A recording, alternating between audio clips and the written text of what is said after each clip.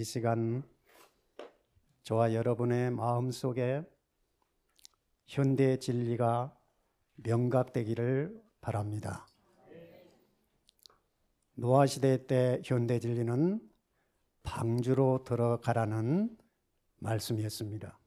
이 마지막 시대에는 바로 새천사 기별을 따라 재림을 준비하는 백성들로 서도록 재림교회가 출생되었고, 이 재림교회의 사명은 새천사 기별을 하늘과 땅과 바다와 모든 민족과 종족들에게 전하는 사명으로 출생한 교회입니다. 왜 현대 진리입니다. 이 현대 진리는 다시 오실 주님을 맞이할 하나님의 거룩한 백성으로 온전하게 세우는 기별입니다.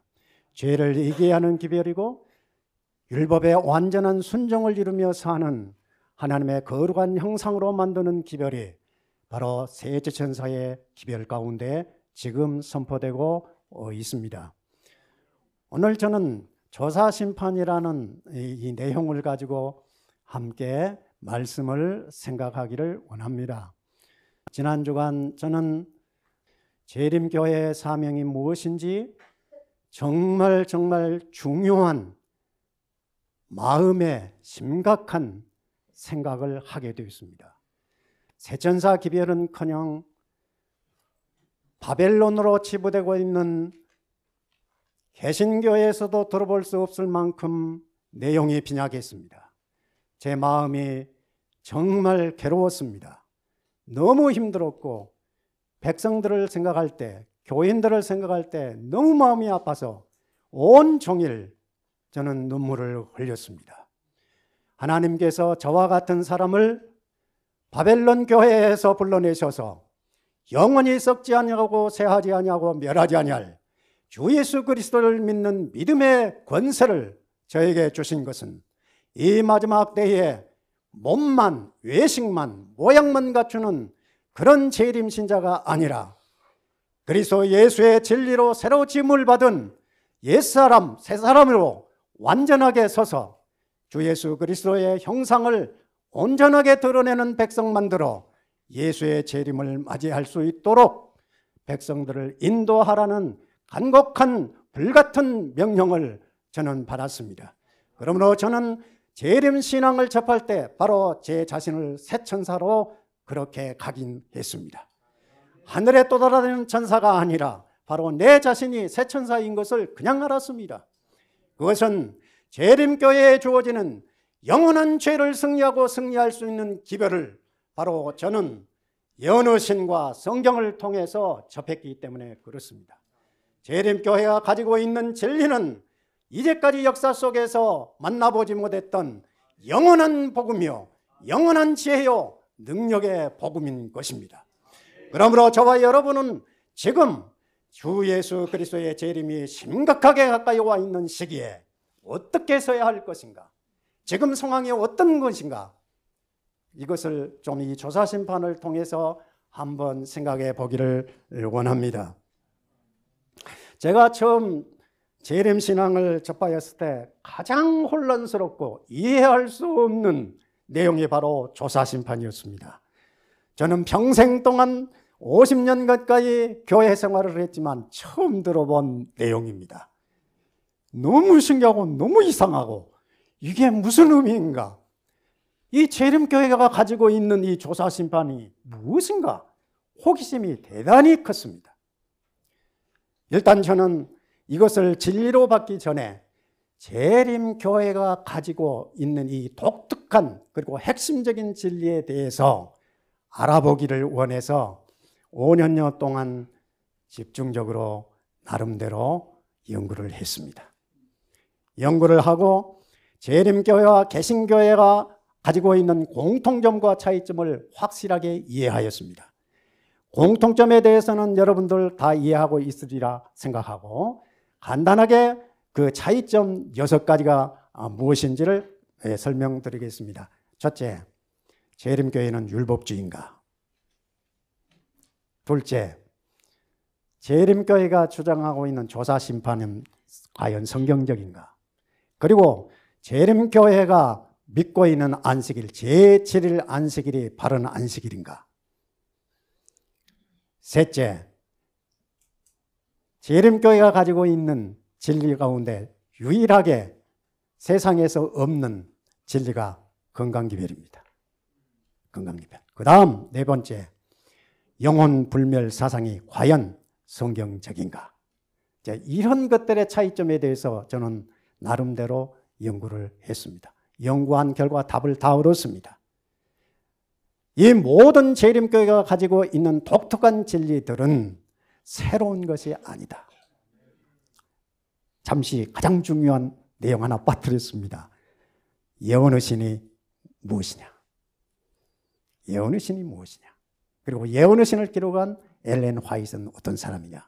이것 빠뜨려서 죄송합니다. 가장 중요한 내용인데 이 점에 대해서 제 나름대로 5년여 동안 연구를 하고 나름대로 답을 얻어 재림 신자가 되기로 작정하고 2022년 5월 6일 진리의 햇불 교회에 가서 입교를 하셨습니다. 이제 재림 신자가 된 지 3년이 됐습니다. 3년이 되는 가운데서 저는 재림교회의 상황을 많이 보고 알게 됐습니다. 그 중에서 가장 중요한 재림교회의 핵심 진리가 과연 재림교회 각 곳에서 바르게 진술되고 바르게 증거되며 바르게 가르쳐지고 바르게 믿고 있는가에 대해서 나름대로 관심을 가지고 살폈습니다. 그 살핀 결과 저는 실망을 넘어 절망을 느꼈습니다. 내가 이러려고 재림교회에 왔는가 하는 제 나름대로 탄식을 하기도 했습니다. 그러나 하나님께서는 저를 부르신 그분의 뜻에 바로 합치하도록 저를 이곳까지 인도하셨습니다. 신비합니다.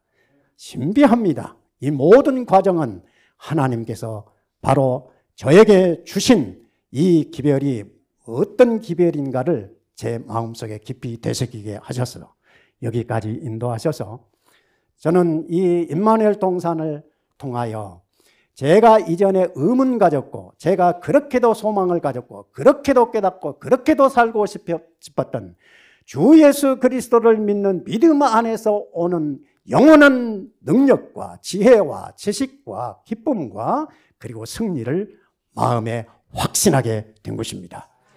진리가 있는 곳에 생명이 역사합니다. 진리가 선포되는 곳에 하늘과 땅의 그 어떤 피조물도 억압할 수 없는 자유가 있습니다. 그럴 뿐만 아니라 세상에서는 들어볼 수 없고 세상에서는 줄 수 없고 세상에서는 만날 수 없는 영원한 생명의 평안과 기쁨과 영광을 누리게 된 것입니다. 이것이 재림신앙의 위대함이라고 저는 말씀드리는 것입니다. 그 가운데 조사심판은 매우 심오하고 매우 광범위하고 매우 확실한 그런 진리의 내용으로 점철되어 있습니다. 왜냐? 그것은 이제 마지막 때에 자기를 믿는 백성들의 영원한 운명을 결정하는 마지막 기별이기 때문에 이 조사심판의 내용은 바로 핵심 중에 핵심이라고 제가 이해하게 됐습니다. 자, 이 핵심적인 재림교회 진리에 대하여 사탄은 무지막지한 공격을 하고 있습니다. 여러분 인터넷에 들어가서 조사심판이라고 하는 글자로 엔터를 치면 줄줄이 나오는 내용 가운데 이런 공격의 말씀이 있습니다.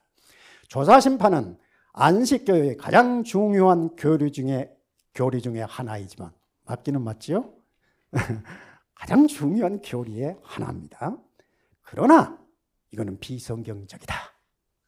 안식교회의 조사심판은 신약 성경에 게시된 복음의 진리를 왜곡하고 있다. 성경은 예수님이 부활하시고 40일 후 또 승천하시사 하늘 성소에 들어가셨는데 자기 피로 영원한 속죄를 이루사 단번에 성소에 들어가셨느니라고 합니다. 예수님이 십자가에서 대속의 피를 흘리실 때 성전의 휘장이 찢어져 둘로 갈라지고 완전 공개되었다. 예수님은 죄인들이 예수님의 보혈을 의지하여 하나님 앞에 직접 나아갈 수 있는 새롭고 산 길을 십자가에서 열어주셨다. 십자가 사건 이후 누구든지 예수 믿어 죄 사함을 받을 수 있는 구원의 길이 열려졌는데 그것이 바로 예수님이 십자가에서 인간의 구속을 완성하신 것이다. 죄인이 구원 얻기 위해서는 또 다른 구속의 조건이 필요 없다. 여러분, 이 내용에 대한 반응을 어떻게 하겠습니까? 저는 이 내용을 읽으면서 제가 개신교회에 있었을 때 제가 이해하였던 진리를 많이 되돌아 보게 되었습니다. 여러분, 재림교회의 특징이 무엇입니까? 재림교회가 어떻게 조사심판이라는 이 독특한 교리를 갖게 됐습니까? 성경만 가지고서는 이것을 다 이해하고 깨달기가 어려웠을 것입니다. 그러므로 성경만 가지고 있는 개신교회나 재림교회일 것 같으면 이 조사심판을 전혀 알 수 없었을 것입니다. 그러나 개신교에서는 알 수 없었던 진리의 빛을 예언의 신, 증언의 말씀을 통해서 재림교회에 주셨습니다. 그래서 이 마지막 때에 예수 재림을 어떻게 준비할 수 있을 것이며 어떤 과정을 통해서 주님이 재림하실 것인지를 조사심판의 말씀을 통해서 예언의 신, 증언의 말씀을 통해서 재림교회에 주셔서 이 마지막 재림교회가 주 예수 그리스도의 재림을 완벽하게 준비하는 14만 4천인을 만들기를 원하셨다고 저는 이해하고 있습니다. 예언의 신이 없었다고 하면 조사심판의 의미를 저도 아무리 연구해도 알 수가 없었을 것입니다. 저는 예언의 신의 말씀이 바로 성경의 말씀을 바르게 이해하고 깨닫도록 우리에게 빛을 주신 해석의 말씀으로 저는 이해했습니다. 그러므로 이 재림교회가 증거하고 재림교회가 믿고 있는 확신 있는 진리는 예언의 신과 성경의 말씀에 기초하고 있습니다. 그리고 이 예언의 신과 성경의 진리의 의미를 믿음으로 받고 고백한 내용이 재림교회의 기본 교리라고 저는 믿습니다. 그러므로 저는 재림 신자가 된 이후에 교과서로 삼는 것은 유일하게 이 세 가지입니다. 성경과 예언의 신과 증언의 말씀과 기본 교리 28강입니다. 이것이 재림교회를 재림교회로 인도하고 재림교회를 주 예수의 재림을 준비하는 완벽한 마지막 백성으로 세우는 진리의 바로 지침서라고 저는 확신하고 있습니다. 이 말씀은 예언의 신의 빛이 없는 개신교 목사로서는 어쩔 수 없는 설명입니다. 불가능합니다. 여러분이 내가 알고 믿고 있는 진리는 얼마나 위대한 진리인가를 가슴 저리게 고백할 수 있어야 합니다. 이분뿐만이 아니라 개신교의 모든 신학자와 모든 목사는 예수님께서 십자가의 죽으심으로 인간의 구속은 완성되었다고 가르칩니다. 그러므로 개신교회는 예수님께서 죽으시고 부활하여 하늘로 올라가신 이후의 사건을 모릅니다. 알 수가 없습니다. 예언의 신이 없거든요. 저는 예언의 신을 통해서 내 구속이 어떻게 이루어지는지를 너무 명백하게 보았습니다. 내가 어떻게 예수 안에서 구속을 이루고 죄 사함을 받고 죄 없는 완전한 의인으로 아버지 앞에 서게 될 수 있을 것인지를 저는 예언의 신의 말씀을 통해서 가슴에 새기게 되었습니다. 그러기 전에는 저도 똑같이 이 목사님의 내용을 제 고백으로 믿고 알고 있었습니다. 재림신앙의 핵심 진리는 조사심판입니다. 첫째로 재림신앙의 조사심판은 재림신앙의 핵심 진리입니다. 구속의 시작과 완성을 완벽하게 보여줍니다. 두 번째, 이 교리의 이해는 구약의 성소 진리에 대한 이해가 필수입니다. 이 성소 진리 구약의 성소 진리의 내용을 간단하게 볼 수 있다고 하면 레위기 16장에서 25장까지 기록되어 있습니다. 한번 살펴보십시오. 셋째, 조사심판은 예수의 생애와 십자가에 대한 바른 이해가 전제됩니다. 넷째, 십자가와 승천, 성령 강림에 대한 사도행전 사건의 이해를 가지고 있어야 합니다. 다섯째, 성서 진리의 신약적 해석서인 히브리서의 이해가 필수적입니다. 여섯째, 예언서인 다니엘서와 요한계시록의 바른 이해입니다. 그러면 이거는 성경 전체의 구속의 핵심적인 내용을 다 포괄하는 것입니다.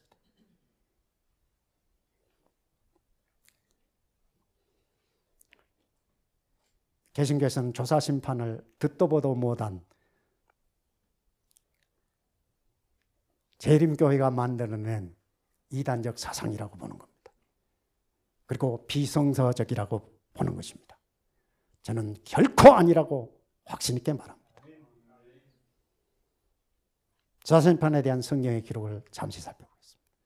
첫째, 침례요한의 증거입니다. 초림하실 예수님을 예비하도록 이스라엘 백성을 깨우는 침례요한의 증거입니다. 손에 키를 들고 자기의 타작마당을 정하게 하사 알곡은 모아 곡간에 들이고 쭉정이는 꺼지지 않는 불에 태우시리라. 여기에 알곡과 쭉정이를 비유하죠. 그리고 곡간과 꺼지지 않는 불의 심판을 말씀하고 있지요. 다음 두 번째로 예수님의 비유를 통해서 얼마든지 조사심판의 내용을 볼 수 있습니다. 마태복음 13장에 나오는 또 천국은 마치 바다에 치고 각종 물고기를 모는 그물과 같으니 그물에 가득함에 물가로 끌어내고 앉아서 좋은 것은 그릇에 담고 못된 것은 내버리리라. 그물로 모으고 모아놓은 그물에 있는 물고기를 구별해서 좋은 것은 오른편에 나쁜 것은 왼편에 구별해서 놓습니다. 씨 뿌리는 비유도 있습니다. 대답하여 이르시되 좋은 씨를 뿌리는 이는 인자요 밭은 세상이요 좋은 씨는 천국의 아들들이요 가라지는 악한 자의 아들들이요 가라지를 뿌리는 원수는 마귀요 추수 때는 세상 끝이요 추수꾼은 천사들이니 그런즉 가라지를 거두어 불에 사르는 것 같이 세상 끝에도 그러하리라. 이건 해석이 필요할 만큼 정확한 해석을 주님이 친히 비유를 통해서 하신 거예요. 비유와 상징은 성경에서 언제든지 재해석이 나옵니다. 비유의 내용이 무엇인가를 다 설명해 줍니다. 상징의 의미가 무엇인가를 다 설명합니다. 성경 자체가 그렇습니다. 쉽지요? 가라지, 알곡. 넷째, 혼인잔치의 비유가 있습니다. 이에 종들에게 이르되 혼인잔치는 준비되었으나 청한 사람들은 합당치 아니하니 네 거리 길에 가서 사람을 만나는 대로 혼인잔치에 청하여 오라 한대 종들이 길에 나가 악한 자나 선한 자나 만나는 대로 모두 데려오니 혼인잔치에 손님이 가득한지라. 임금이 손님들을 보러 들어올새 거기서 예복을 입지 않는 한 사람을 보고 이르되 어찌하여 예복을 입지 않고 여기에 들어왔느냐 하니 그가 아무 말도 못하거늘 임금이 사환에게 말하되 그 손발을 묶어 바깥 어두운 데에 던지라. 거기서 슬피 울며 이를 갈게 되리라. 청함을 받은 자는 많되 택함을 입은 자는 적으리라. 분명히 여기도 심판을 비유로 설명하고 있습니다. 다섯째, 마태복음 25장 내용입니다. 양과 염소의 비유입니다. 인자가 자기 영광으로 모든 천사와 함께 올 때 자기 영광의 보좌에 앉으리니 모든 민족을 그 앞에 모으고 각각 구분하기를 목자가 양과 염소를 구분하는 것 같이 하여 양은 그 오른편에 염소는 왼편에 두리라. 양과 염소의 구별, 심판 말합니다. 예언서에서 더욱 심판의 그 법정을 정확하게 우리에게 보여주고 있습니다. 다니엘은 계시를 통해서 마지막 때에 일어날 심판의 광경, 심판의 그 법정을 이렇게 설명했습니다. 불이 강처럼 흘러 그 앞에서 나오며 그에게 수종하는 자는 천천히요 그 앞에 시해하는 자는 만만이며 심판을 베푸는데 책이 펴 놓여 있더라. 요한도 똑같은 심판정의 모습을 계시로 보고 기록했습니다. 또 내가 죽은 자들을 보니 작은 자나 큰 자나 하나님 앞에 서 있는데 책들이 펴져 있으며 또 다른 책도 펴져 있는데 그것은 생명의 책이라. 죽은 자들은 자기들의 행위에 따라 그 책들에 기록된 대로 심판을 받으리라. 예수님이 십자가에 죽으신 것으로 구속이 완성되었으면 심판은 어디로 가는 것입니까? 심판이 없으면 예수 그리스도의 사역은 무슨 의미가 있는 것입니까? 무조건 예수만 믿으면 천국에 간다는 이 해괴한 교리는 어디로부터 오는 것입니까? 성서 진리의 구약에 계시된 그 진리는 무엇입니까?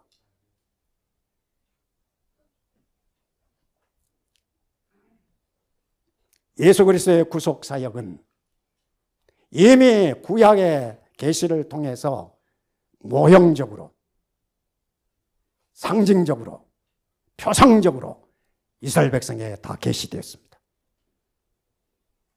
예수님은 그 구약에 계시된 구속의 역사를 이루기 위해서 이 땅에 오셨습니다. 모형으로 보였던 그 모든 구속의 역사를 예수님의 생애를 통해서 완벽하게 이루고 하늘로 올라가심으로 완성하실 것을 확실하게 보여주셨습니다. 예수님의 지상생애는 제물로서의 죽으심입니다. 하나님의 어린 양으로의 죽으심입니다. 이거는 뜰의 사역입니다. 성막의 구조가 그렇습니다. 성막 동쪽문을 열고 들어가면 번제단이 있습니다. 뜰입니다. 이 뜰의 사역이 예수님의 지상사역입니다. 십자가의 죽으심을 예표했던 것입니다. 그리고 십자가에 죽으시고 부활하신 그분은 사망 권세를 깨뜨리시고 부활하여 하늘로 올라가셨습니다. 승천하셨습니다. 무엇하러 승천하셨습니까? 거기서 잠자러 쉬러 가신 것입니까? 거기서 백성들을 구경하는 구경꾼으로 앉아서 보기 위해서 가신 것입니까? 아닙니다. 성소 사역을 이루기 위해서 그는 하늘로 들어가셔야 했습니다. 지상생에는 뜰의 사역이었습니다. 어린 양으로서, 하나님의 어린 양으로서 자기 백성들의 죄를 짊어지는 제물로서의 생애였습니다. 그러나 이제는 뜰을 지나 성소로 들어가야 했습니다. 그것이 하늘 성소의 시작입니다. 부활하여 하늘로 올라가심으로 하늘 성소의 사역이 시작된 것입니다. 죽으시고 부활하여 하늘로 올라가신 그분이 하늘 성소에서 1800년 동안 제사장으로서 백성들의 죄를 위한 중보사역을 매일 하셨습니다. 성소의 사역은 이미 표상적 의식 속에서 매일매일 드리는 성소사역을 통해서 예수 그리스도께서 승천하여 하늘 성소에서 이루실 그 구속의 사역, 중보사역을 그렇게 보여주었던 것입니다. 이스라엘 백성은 예수님이 실제로 오기 전에 이미 예언의 말씀 속에서 성령의 감동 감화로 이 약속의 말씀 속에서 그는 장차 오실 그리스도 안에서 내 죄가 다 제거되고 내 죄가 용서될 것을 바라면서 끊임없이 하나님의 성전의 앞에서 기도하고 간구했던 것입니다. 그렇게 함으로 그때 그 백성들은 그리스도를 믿는 믿음으로 하늘을 향하여 걸어가게 되었던 것입니다. 이 모든 기록들이 우리 믿음의 선진들의 역사를 히브리 11장이 기록하고 있는 것입니다. 이제 하늘 성소의 사역을 다 마치신 예수님께서 하늘 지성소 사역을 시작하게 됐는데 그게 2300주의 끝인 1844년에 하늘 지성소에 들어가서 속죄의 마지막 사역인 죄를 도말하는 심판의 사역을 진행하게 된 것입니다. 이것이 바로 조사심판입니다. 이 조사심판은 하늘 지성소에서 마지막으로 이루어질 구속사역입니다. 날마다 그의 백성들의 죄가 고백되어지고 날마다 예수의 피로 하나님 앞에 간구했던 자기 백성들의 죄가 성소에 뿌려졌는데 그 성소에 뿌려진 모든 피를 완전히 도말하고 깨끗게 하고 정결케 하여서 이제는 죄 없는 자기 백성에게 영원한 구원의 확증을 보여주시기 위해서 마지막 지성소 사역에 들어가셨습니다. 그리고 이 모든 지성소 사역이 마쳐지면 재림으로 구속 사역은 완성될 것입니다. 예수님의 십자가로 구속이 완성된 것이 결코 아닙니다. 그는 구약에 제시된 성조진리를 부정하고 이해하지 못한 결과입니다. 하늘 법정을 이제 소개합니다. 예수님의 지성소 사역은 심판의 사역, 또 죄를 도말하는 사역입니다. 성소에 뿌려진 모든 예수님의 피를 의지하고 나오는 죄의 흔적들을 완전히 제거하고 흔적도 없이 도말하는 그 사역이 지성소 사역입니다. 이 엄숙한 심판장의 모습을 다니엘이 계시로 보았습니다. 내가 보았는데 왕자가 놓이고 예적부터 항상 계신 이가 자정하셨는데 그 옷은 희기가 눈 같고 그 머리털은 깨끗한 양의 털 같고 그 보좌는 불꽃이요 그 바퀴는 붙는 불이며 불이 강처럼 흘러 그 앞에서 나오며 그에게 수종하는 자는 천천히요 그 앞에 시위하는 자는 만만이며 심판을 베푸는데 책들이 펴져 있더라. 이 심판장의 모습을 보면서 여러분은 어떤 느낌을 받습니까? 그냥 기쁜 소식입니까? 그냥 좋은 소식입니까? 이 심판장의 모습은 엄중한 광경을 우리에게 제시해 줍니다.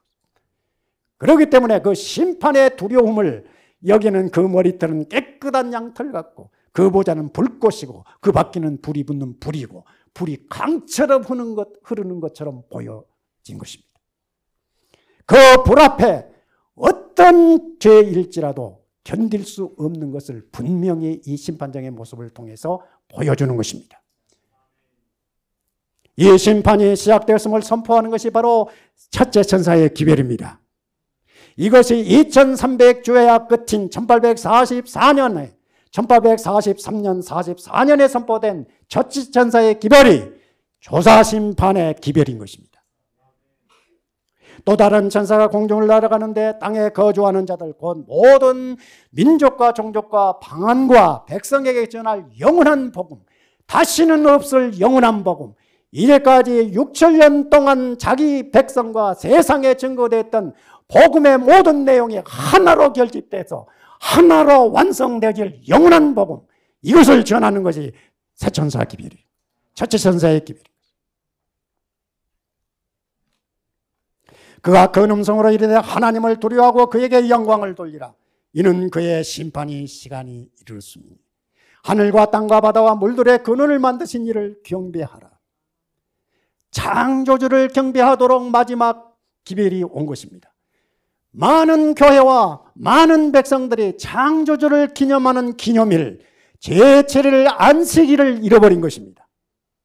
그러므로 첫째 천사의 기별은 강력하게 세상을 향하여서 모든 민족과 종족과 방언과 백성들에게 전할 공중을 날아가면서 전파되어야 할 온 우주적 영원한 기별인 것입니다. 마지막 대쟁투의 결론이 무엇입니까? 안식일 문제입니다. 창조주를 경배할 것이냐, 창조주를 모방한 사람을 경배할 것이냐, 짐승을 경배할 것이냐, 그 문제가 대쟁투의 결과입니다. 마지막 싸움입니다.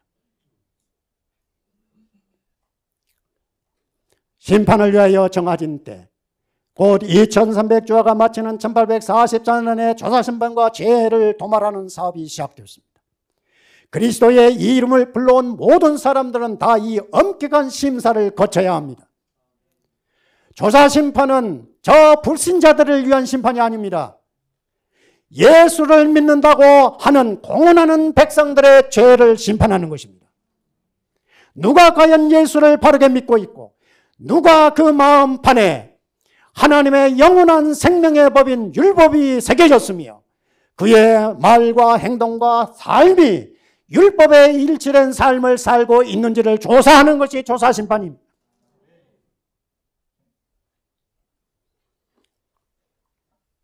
그리스도의 이름을 불러온 모든 사람들은 다 이 엄격한 심사를 거쳐야 합니다.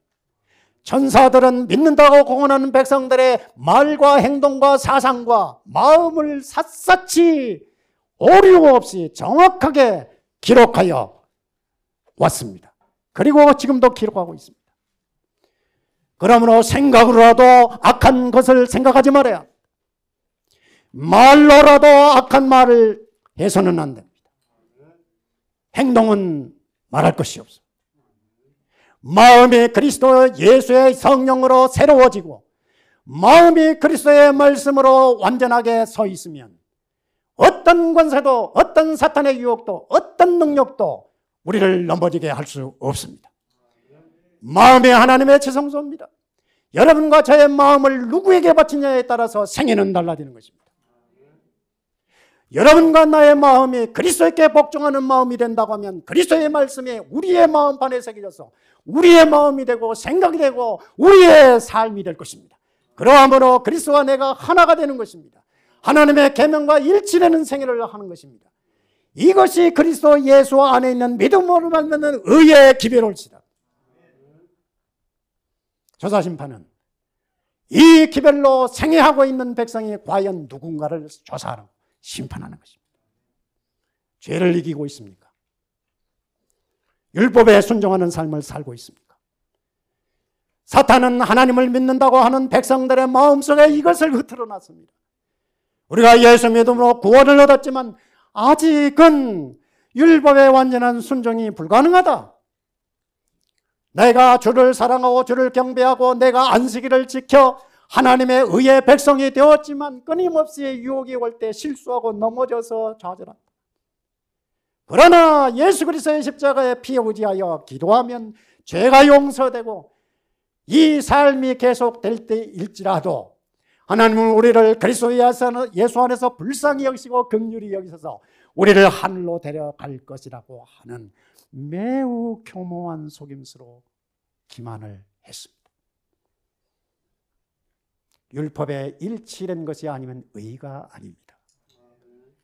성령의 완전한 복종의 삶이 아니면 의로운 삶이 아닙니다. 99.9%의 순종이어도 0.001%가 부족하면 똑같습니다. 너는 죄인이다. 10계명 중에 1계명은 어겨도 모든 것을 어기는 것과 똑같습니다. 왜요? 그 1계명도 하늘과 땅과 바다와 그 가운데 있는 모든 것을 지으신 그분의 법이거든요.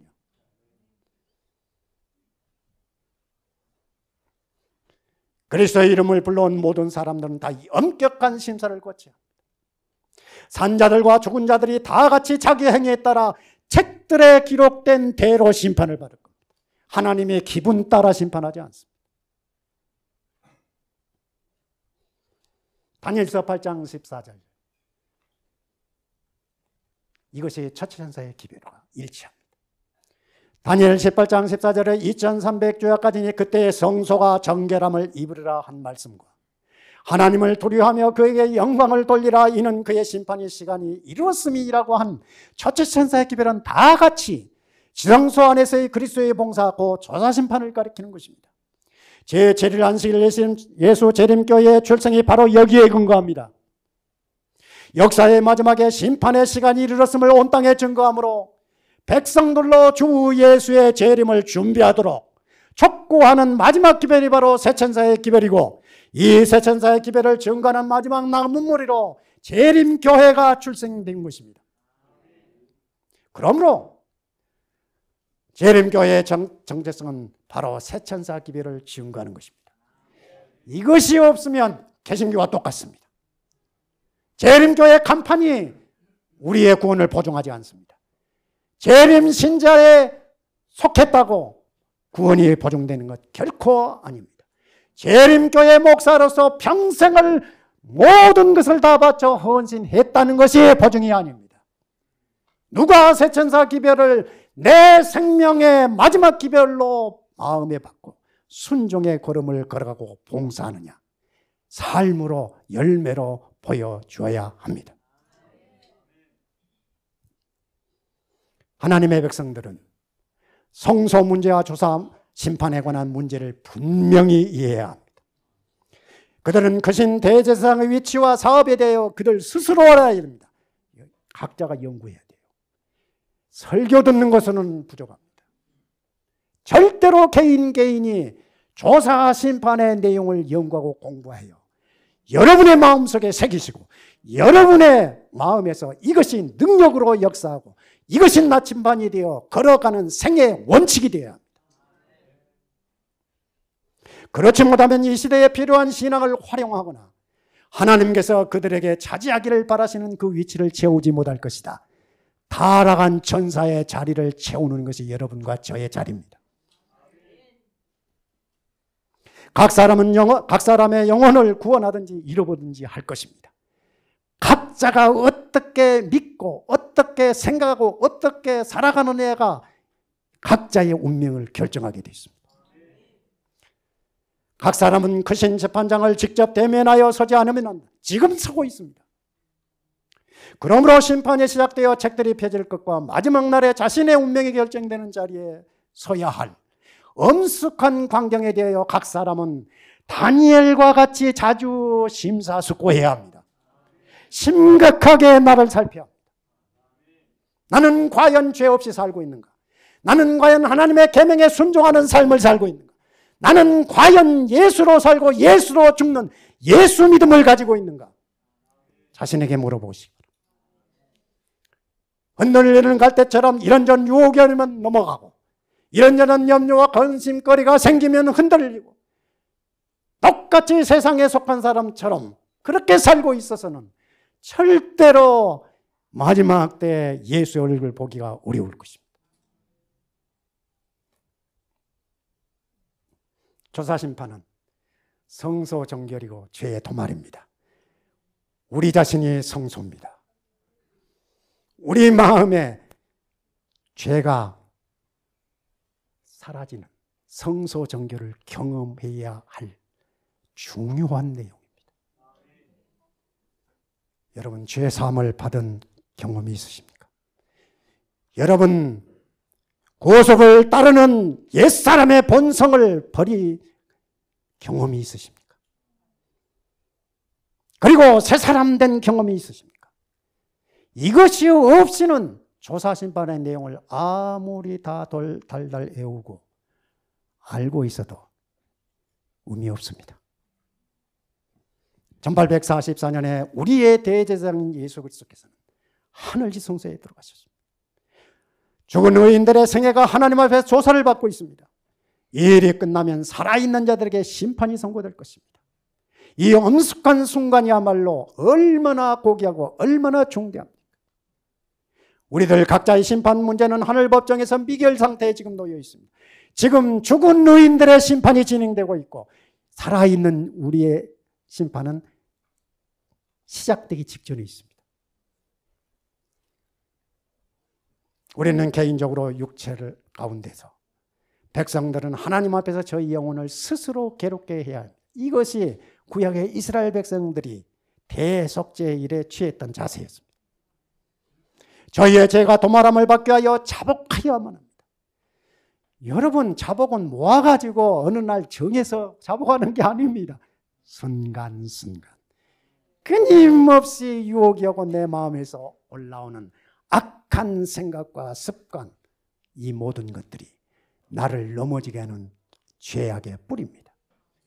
그러므로 시시각각 나를 살피고 시시각각 내가 그리스도께 바쳐져서 그리스도의 의로 내가 완전해져야 돼요.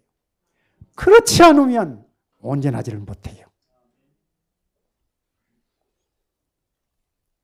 하물며 그리스도께서 하늘 성소에서 당신의 백성을 위하여 단언하고 계시며 최종적이고도 되돌릴 수 없는 판결을 각자에게 언도하게 되는 이 대속죄 기간에 여러분과 저희가 어떤 마음을 가지고 어떻게 살아야 될지가 명확하게 제시되고 있습니다.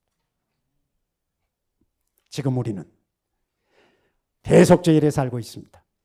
표상적 의식에서 대제사장이 이스라엘 백성을 위하여 속죄의 봉사를 하는 동안 모든 사람은 다 하나님 앞에서 죄를 회개하고 겸손한 태도로서 그들의 심령을 괴롭게 해야 했습니다. 그렇게 하지 않는 자는 백성 중에서 끊어질 것이기 때문에 그와 같이 자기 이름이 생명책에서 도말되기를 원치 아니하는 모든 사람은 그들의 은혜의 시기가 얼마 남지 아니한 오늘날 죄를 슬퍼하고 진정으로 회개하는 각성의 역사가 날마다 일어나야 합니다.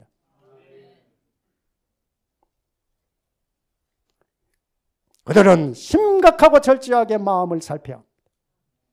그래서 인하고 공헌한 너무도 많은 사람들이 가지고 있는 부허한 마음, 뜬구름과 같은 세상의 영광, 세상의 욕망, 세상의 아름다움에 취해 있어서는 주를 만나지 못할 것입니다.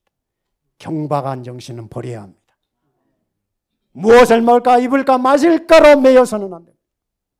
그것은 우리가 걱정할 것이 아니고 그분은 우리를 기르시는, 양을 기르시는 목자이기 때문에 우리의 모든 생각을 살피시고 우리의 삶의 모든 것을 보시고 때를 따라서 필요한 것, 때를 따라서 그때그때 주십니다. 이스라엘 백성 광야 40년의 생애를 통해서 하나님은 자기 백성의 모든 삶을 책임질 걸 보여주셨습니다. 그들은 농사한 적 없습니다. 길쌈한 적 없습니다. 그러나 그들은 하루도 굶주린 적이 없습니다. 만나를 내주셔서 그들에게 일용할 양식 주셨습니다. 여러분과 저의 생애는 무엇을 먹을까 입을까로 걱정할 것이 아니라 날마다 주신, 하늘에서 주신 양식으로 감사하며 일용할 양식을 손에 수고를 통해서 주신 하나님 앞에 감사하며 열심히 감사로 살아셔야 합니다.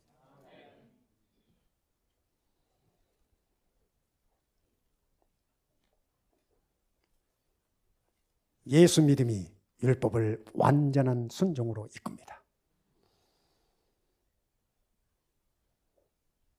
영생은 율법에 순종할 때 주어집니다.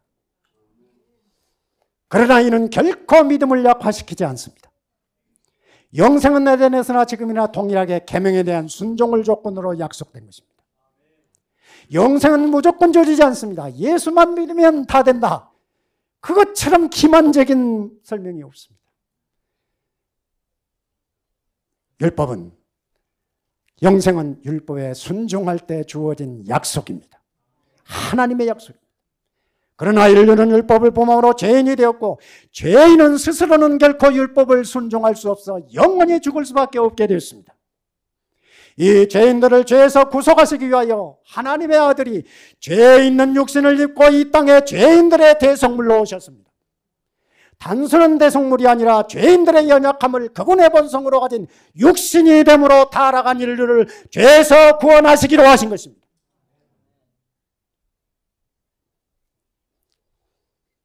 주님 맞을 준비를 어떻게 해야 되겠습니까? 품성의 완성을 쓰다. 예수님처럼 되는 것입니다. 이 말을 하니까 또 이런 반론이에요. 어떻게 우리가 예수님처럼 되느냐? 성령으로 거듭나서 그 마음에 하늘의 빛을 가지고 있다고 하면 절대로 이런 반문하지 않습니다. 할 수 없습니다. 이 말이 무엇을 의미하는지 압니다. 부끄러운 줄도 모르고 그 말을 합니다. 주의 재림은 익은 곡식을 추수하게 하여 오십니다. 주의 재림은 우리를 품성의 완성을 위해서 오시는 것이 아니라 제 은혜의 시간 동안 품성의 완성은 이루어져야 하고 재림은 품성의 완성을 이룬 익은 곡식 추수하기로 오신 것입니다. 조사심판이 마무리되면 이제 되돌릴 수 없는 우리의 운명이 결정되고 그리스도는 지성소 사역을 마치고 이제 제사장복을 벗고 왕복으로 갈아입은 후에 알곡으로 확정된 자기 백성들을 하늘로 데려가시기 위하여 오실 것입니다. 그 엄숙한 시간이 매우 가까이 다가왔습니다. 하늘에서 진행된 조사심판의 사역이 마쳐지려는 순간에 있습니다. 영원한 운명이 지금 막 결정되려 하고 있습니다. 우리는 날마다 순간순간마다 자신의 마음이 율법에 일치되고 있는가 생각하고 구하는 것마다 하늘아버지의 뜻을 이루는 것에 우리의 전생애를 그분께 드리며 그분의 이름과 영광을 위하여 헌신하고 있는가 깊이 살펴야 합니다. 우리의 생애는 예수로 살고 예수로 죽는 삶이 되어야 합니다. 저는 남은 인생 언제까지일지 모르지만 계획이 없습니다. 계획이 없습니다.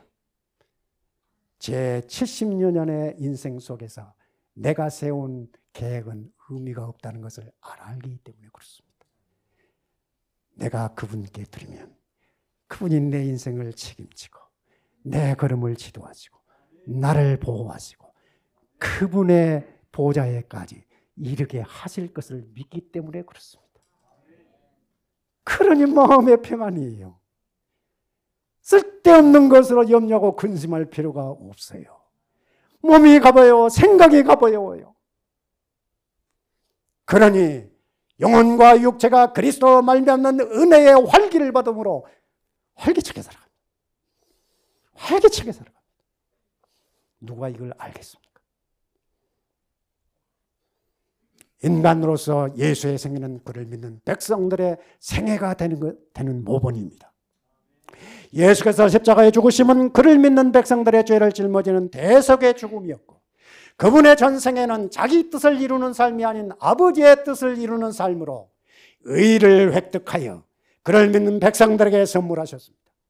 첫 아담은 사탄의 유혹으로 하나님의 계명을 어겨 사망의 세력을 이 땅에 도입하였지만, 둘째 아담 그 새 인류의 머리로 오신 인간 예수는 사탄의 온갖 유혹에도 불구하고 신성의 능력을 힘입고 온갖 유혹을 물리치고 승리하여 율법의 완전한 순종을 통해서 누구든지 예수의 믿음을 가진 사람은 예수와 같은 율법에 순종하는 삶을 살 수 있도록 성령으로 확정하시고 보여주셨습니다. 여러분 성령을 받으셨습니까? 여러분은 성령으로 새로운 피조물 되었습니까? 여러분의 마음이 하늘로 향해 있습니까? 세상으로 향해 있습니까? 여러분의 생각이 내가 어떻게 세상에서 잘 먹고 잘 살 것인가에 있습니까? 아니면 내가 죽어도 주를 위하여 죽고 살아도 주를 위하여 살 것이니, 사나 죽으나 나는 주의 것이니 주님께서 나를 통해서 당신의 의를 이루시기를 원하시는 곳이 있습니까?